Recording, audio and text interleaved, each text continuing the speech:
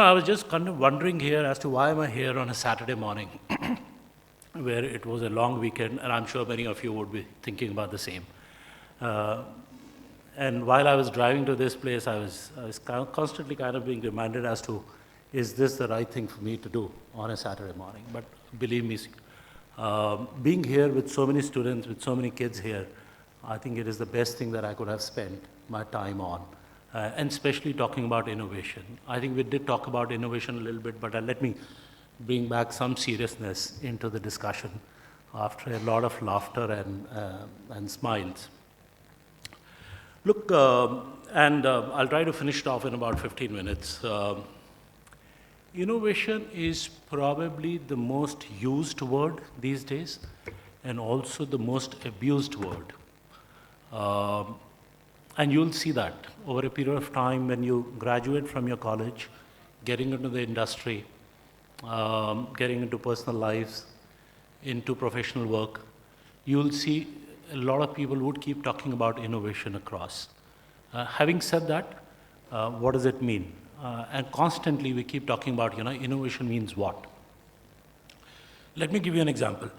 How many of you are, I'll give you two examples. How many of you are fond of Oscars, or have you heard of Oscars? Many of you. Oscars used to be conducted in a place called Los Angeles, in a theater called Kodak Theater. So there was this theater where, there was a red carpet, people would walk up to the red carpet and go and collect their, or get into the theater and then being called on the stage. I was pained to see, about 2 years ago I had gone to Los Angeles after many years, and I was pained to see the name has been changed from Kodak Theater to Dolby Theater. And the reason why that has happened is because Kodak no longer exists. And the reason why Kodak as a company, as a company it may be existing, but it was known for producing films, the photographs. Somehow they just lost it. They lost it to digital. They lost it to Sony. They lost it to another, so many other companies, Canon and all that stuff. And they lost their market leadership. From a fantastic company that had innovated photography about 100 years ago, or maybe 80 years ago, I don't know exactly when, to have lost. And they are the first ones who pioneered digital, but they never continued with it because they didn't believe in it. So they innovated something, they didn't believe in it, and I'll talk about that in a second. So Kodak is a painful story and a reminder of how people or how companies became institutionally arrogant about the product that they made, and they believed that's the only product that would sell and for years together. So I think that's one story. The second, which reminds me of, is music. We all love music, and I'm sure people who don't love music don't exist on this earth. So I believe music is something that everybody is passionate about, in different places. Now, many of you, I think in the front row, maybe there could be a few people I can see have gray hair, like me. Not as many as I have, but I can see a few. They would remember way back in 1930s or 40s when the music was introduced, or 1920s when the music was introduced, there was something what is called as vinyl. It was a LP disc. You won't even know that. You won't even see it. It's these days sold as a vintage item and not as a music player. That lived for about 30 to 40 years, from 1930 to 1980. People used to, they had big gramophones, and they used to play that. And there are different versions of it. There used to be, Deep Purple and Led Zeppelin and all that used to play Saturn's, reverse of this thing. But we'll leave that aside for a different day of discussion. 40 years it remained, and then came the cassettes. The cassettes also many of you would not remember because you haven't seen it. You see a cassette, you say, ye kya hai? And that remained for about 15 years. Cassettes from 1990s, early 1990s or late 80s till early 20s or early 2000s, they remained. So the period shortened from 40 years to about 15 to 20 years. And then came CDs, compact discs. That period lasted for about 10 years. Then came MP3 players. Many of you probably would have owned an iPod or whatever. By the way, Sony invented iPod. The first MP3 player was invented by Sony and they lost it. That's another bad example of innovation, not being able to carry on with the innovation and hand it over to Apple. The iPod remained for about, I don't even remember, maybe 5-7 years. I have that iPod Shuffle and the other things and all that. You won't even know that. Then came cloud, Bluetooth. That's what you guys know. And believe me, by the time you pass out from your colleges, there's going to be another technology that may come. Now, what has happened is, if you look at it, 40 years of technology shrunk to about 20 years, to about 10 years, to about 5 years, and God knows what's going to happen. By the time we walk out of the door of this room, there could be another technology that is coming. People like IBM and all that, they're making their money out of it. But that's really what it is. That's innovation. The speed of innovation, the speed of transformation and the change has accelerated so much in the last decade, last 2-3 decades, that it is becoming unnerving. And it's not about technology, it is just keeping pace with the change, and the technology is what is making us unnerving about it. Make sense? All right. Now we talked about growth and happiness. Absolutely, I think I was hoping that he would come to the fourth part of it, which is, you grow and you be happy also. Because honestly, if you're just happy and not growing is also not a good sign. Believe me, it sounds nice, it sounds fantastic, sexy, but hard work to karna padta hai. And hard work mein fir happiness to jati hai. So I may be sounding like the Three Idiots. You again would not have seen Three Idiots. Things would have changed. You were probably not. Maybe you were born, but you would not have seen it. But I don't want to be sounding like a professor of Three Idiots here. But the fact is that hard work is important. So don't take away. I don't think he meant that just chill out and relax and enjoy and all that, and rest everything is going to be happy. ऐसे होता नहीं है life में. So when you have kids, you'll realize that, go back. I'm sure he has kids. When he goes back, he's going to be telling something else to his kids. But anyways, we'll come to that later. Our country has done very well in the last 10 years or so. Again, I'm a BJP supporter, but that's not what I'm here for. Fortunately, the country has done very well in the last 10-12 years. There is something what is called as Global Innovation Index, and I'm coming back to the innovation topic. Global Innovation Index is an index that is released, I think, every year, where they talk about countries that have done well on innovation and all that stuff.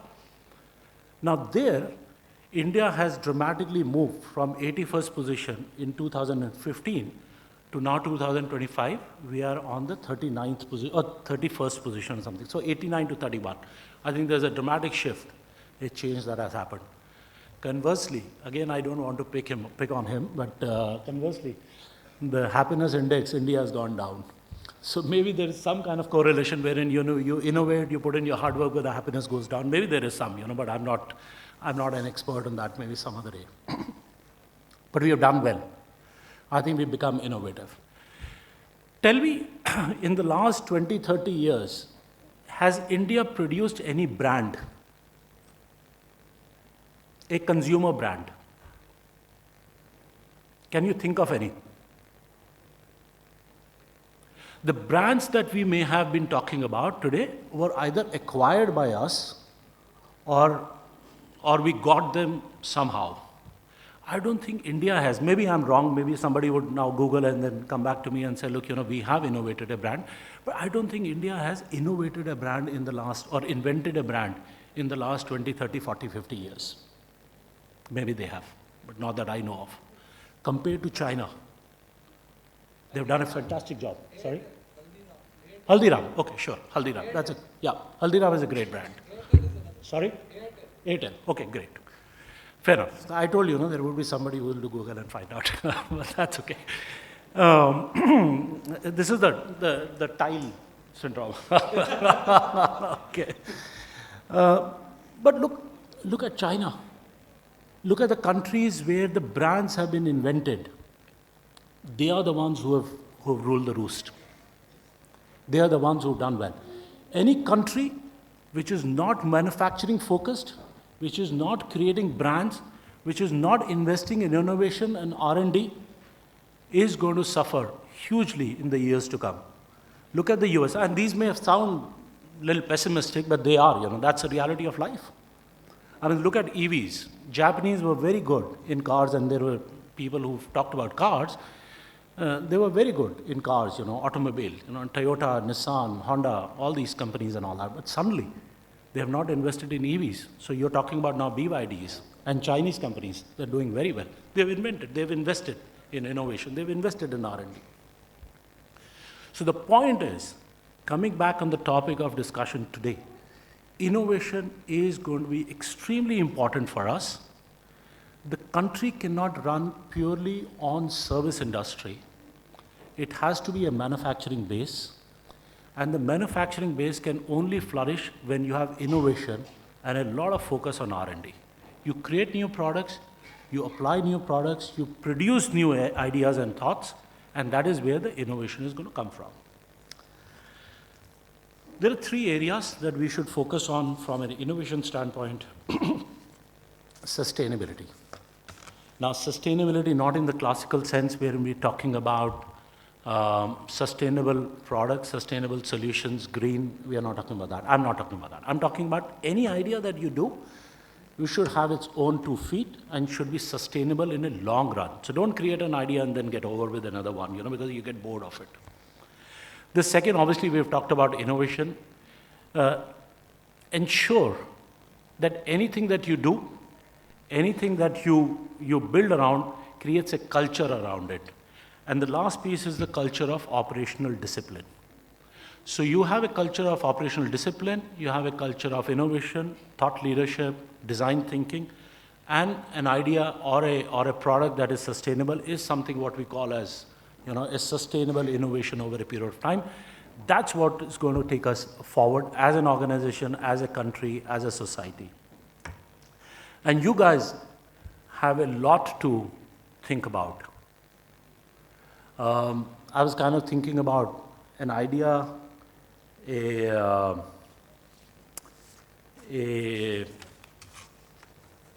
an example to share with all of you, which would resonate.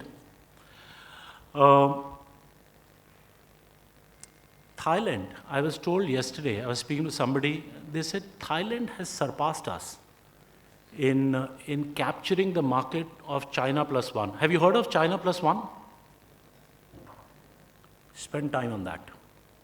Netflix dekh liya, bahut kuch kar liya, time to come to the real world. When COVID happened, there was this lot of debate, a huge debate around China plus one supply chain. So China is now, people that don't want to go to China and put all their eggs in one basket and risk their supply chain into one and all that. They should be looking at, another alternative. And everybody thought about India is going to be that alternative, which is a great story, I mean, we love to feel happy about things that sometimes exist, sometimes don't exist. So we went ahead and we said, look, while Make in India is doing well, Startup India is doing well, a lot of other things are happening. I think government is doing what they have to do and they're supposed to be doing. But somehow we are missing the bus, again on manufacturing, which we missed against China many, many years ago. And now countries like Thailand and Vietnam are doing better than us. Whether it is technology or manufacturing hub for EVs or, whatever. Thailand was known for manufacturing TVs in any case, TVs and electronics and, fast-moving consumer goods. Lot earlier than maybe even China got into it. But now they picked up again and they've become a big source. Thailand and Vietnam are 2 countries that have become a big source of China plus one strategy. I think that's where, while we talk the right language in rooms like this, we say the right things, but then we are not able to capitalize on the ideas and innovations and make them sustainable. So that's something that you guys will have to take on, I mean, we will do, people of our generation and all that, we'll have to do what we have to do. But I think the younger ones are the ones who are going to be taking that mantle forward and ensure that you're spending a lot of your time in your curricular. Otherwise, when you go and meet with companies and spend your summer trainings, internships and all that, understand innovation and design thinking as a concept and make it as a culture. I think that's going to be an important piece for you.